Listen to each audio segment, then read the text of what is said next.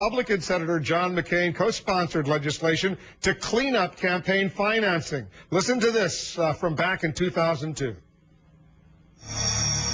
With the stroke of the president's pen, we will eliminate hundreds of millions of dollars of unregulated soft money that has caused Americans to question the integrity of their elected representatives. Maybe it will even encourage more Americans to seek public office. Not for the privileges bestowed on election winners, but for the honor of serving a great nation. Senator McCain is joining us now from Capitol Hill. Senator, what's your reaction to this decision by the Supreme Court? Well, I was obviously disappointed, and it is a very complex 116-page decision, and we haven't gotten through all of it, and it leaves a lot of questions unanswered, including some that Jeffrey Toobin just raised. And by the way, I would point out that this will allow for unlimited contributions from unions as well as corporations. It does maintain some of the provisions that we had. It does reverse laws, not just VICRA, but back to 1907. And there will have to be adjustments made. And I think one conclusion you could draw is that you'll see a lot more money in political campaigns in an unrestricted fashion. And Americans will judge whether that's good or bad. And what do you think? Good or bad? Oh, I don't think it's good. I think that there should have been, obviously, I thought there should have been reasonable limits, and I hope that at least there will be more disclosure called for here. And so it's going to be a very interesting part of American politics. You worked with the Republicans and Democrats, Russ Feingold in particular, to get this to become the law of the land. You succeeded. Listen to John Boehner, the Republican leader in the House, reacting to the Supreme Court decision.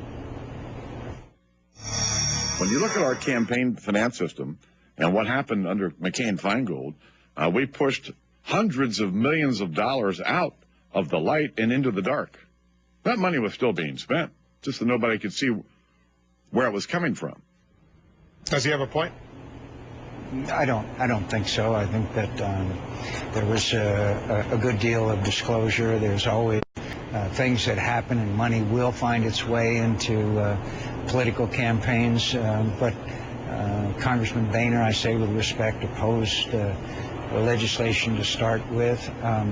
The reason why we had such support for that legislation is because of the corruption that was very obvious that the system had bred. And I'm afraid that may again appear in American political campaigns. It's always there, but I'm afraid it may get larger. Is there anything Congress can do about this? I don't. At first look, I don't think so. We'll have a look at it.